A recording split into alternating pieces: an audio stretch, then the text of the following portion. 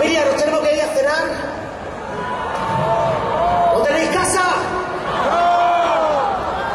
¿Queréis un poquito de pulpo? Ahí estamos divididos.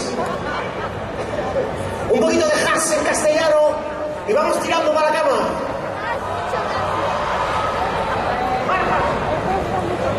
¡Os quiero! ¡Gracias por estar aquí!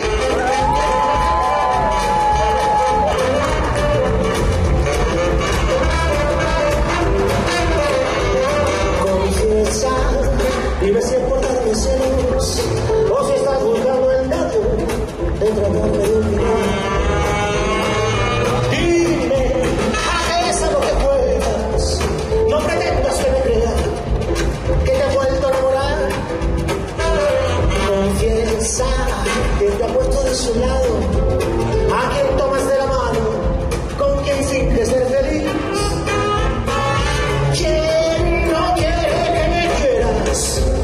¿Quién es ese a quien le dejas hacerse pasar por mí?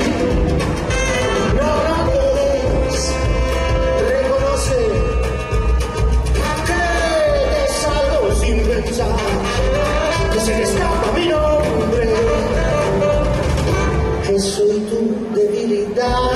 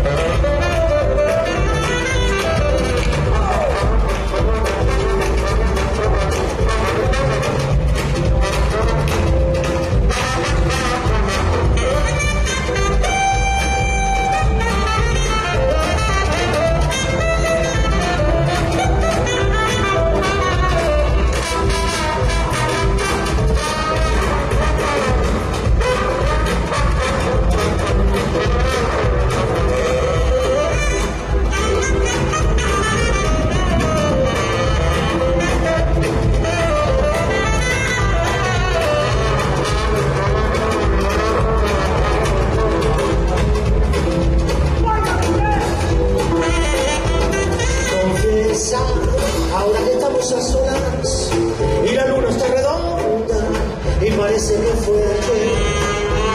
Recuerda, aunque no tengo secretos y ya sé que echas de menos mi manera de querer.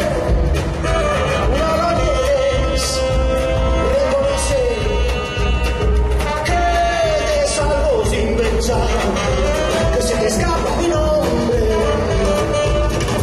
que soy tu debilidad.